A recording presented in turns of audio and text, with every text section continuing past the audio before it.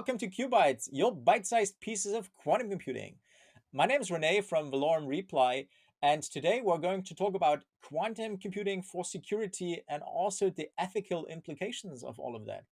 And for this, I'm very honored to have a special expert guest today, Rebecca Krauthammer. Hi, Rebecca. Welcome to the show. How are you today? Hi, Renee. I'm great. Thanks so much for having me. Well, thanks so much for being with us. Can you tell us a little bit about yourself and your background as it relates to quantum computing and AI and all the related things? Absolutely. Yeah. I was fortunate enough to be able to study AI at Stanford. And my journey kind of continued from there. I ended up in quantum computing a few years ago and really dove into the security use case after sort of playing it around in the sandbox that is quantum. And now here we are. Awesome, awesome. Yeah, and I mean, there's always a big overlap between AI and quantum computing. I mean, just dealing with linear algebra and all of that, base math principles. And by the way, for me, being a computer graphics guy, that's my background, basically 3D computer graphics and all of that. It's also linear algebra, right? So it's like all the good Exactly. stuff. It's all about It vectors lines and up really well. matrices, folks. That's it. Yep. That's what you need. All right, let's dive into today's topics. Well, first of all, congrats for being part of the Forbes 30 under 30 list, which you were listed, which is really impressive on its own. But I know you also funded a few startups in the quantum computing field, like Quantum Thought and a few more. Can you tell us a little bit about your impressive journey and what you're working on with your startups? Yeah, thanks so much. Sure. Well, it's been a really interesting journey, and so yeah, as I said, I got in from the AI side. Really, my co-founders and I started Quantum Thought about 3 years ago, and the idea was that since quantum's so early, that we would fund and start a number of different companies in the quantum application space. And the thing that became really, really clear early on was that there's there's a number of years before we get to fault tolerant quantum computing, and we're heading there very fast, which is exciting. But the use case that is now, that is an imperative now, is on the cybersecurity side. And the reason for that is, we know a few things about quantum computers, and one of them is that we have Shor's algorithm, which is, as your listeners probably know, it's going to mess with public key cryptography. And so the use case that we are working on now is QSecure, and that's enterprise and government cybersecurity software, and that protects against things like quantum hacks as well as current hacks.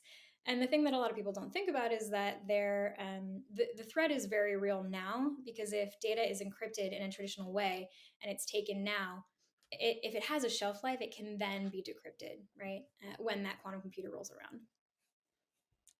Yeah, that's what a lot of folks don't realize, right? Like everything is stored. It's like, Right, yeah, right. yes. So, what's going to Exactly. happen there, right? Yeah, no, definitely, definitely interesting. So let's talk a little bit more about quantum security, and like you said, like a few of our listeners or viewers or the audience in general, Here. they know a little bit about quantum security. We had a few episodes about it with a couple of Mhm. different guests, and so we talked about the threat it is for cryptography, like you mentioned. Or I just recently saw some call it the Q day, right? The day once quantum Right. computers will be powerful enough to crack RSA 204080 and things like that. But anyhow, so you have this threat, but there's also opportunities, right? And so, what is your opinion on those? And can you share some examples and advice for business leader? Like, what is the threat we just talked about, but also what do you think could be the opportunities that can be tackled? Like, and do you have some advice to share? Sure. Yeah, yeah, they're calling it Q Day, they're calling it Y2Q, the parallel to Y2K. So it's really, yeah, there's a couple things to consider if you are a business leader or you're thinking about your own data, right? Um, the sort of RSA 2048 will be cracked about when there's 4,000 coherent, fault tolerant error corrected qubits. So that day, experts say that's anywhere between 5 and 20 years off. And again, if you have data that is sensitive in any way that needs to live on for longer than 5 years, say, then it needs to be protected in a post quantum way. And that's possible now. So that's what we work on, right? You can use things like post quantum cryptography, which is new mathematical algorithms that are um, resistant to these types of quantum attacks. Yep. And we also throw a good number of different quantum technologies in there. So one is quantum random number generation, Hmm. which is very interesting, and also using different protocols. So I think that the opportunity here is that we can make security a lot stronger, so cybersecurity in general has really come onto the radar in a big way in the last couple of years, as hacks are kind of continuously coming. So the opportunity here is this stuff is not well. What we try to do is we make it not hard to implement over existing systems to protect in a stronger way from now attacks and future attacks. Right. And basically also applying like a good cybersecurity agility, right? That you're not, that then Mm, you quickly switch out like encryption or like your certification pieces and don't have it like spread on this. exactly. Yeah. Oh, this old free 8060 computer, it's running our internet connection kind of a thing, right? Like I True, know I'm true. showing my age, but you know what I mean? It's like, some companies, it's just they have this super, sometimes old infrastructure, but sometimes also very naturally grown, of course, and very heterogeneous, right? And that's a big challenge, of course. And Exactly. so Yeah. basically get ahead before it's too late. And Get that's ahead before what it's you too late. want to Yeah, do. that's right. Yeah. Yeah. And but also important, like you said, is of course security in general, and cybersecurity in general. And also when we think about AI, right? Also from an ethical and responsible standpoint, because you want to secure your AI models, because otherwise they could, for example, be hacked. Then someone could, I don't know, retrain like with transfer learning or whatever, right? And Mhm. introduce bias. And then you run your model, inference and whatnot, and then you might wonder, hey, what's going on here? But you might only wonder after, I don't know, months or years after it happened, because you don't know, because you have the black box, right? Anyhow, Mhm. my question for you was actually especially around the topic of responsible AI and digital ethics in general, which is Yeah. a topic near and dear to my heart. What is your perspective on AI ethics, and also how does it apply to quantum computing, right? So let's get ahead of it, basically. Absolutely, yeah, and definitely near and dear to my heart. I know Renee, when we first talked, we nerded out a lot on this, and this is such an important topic, right?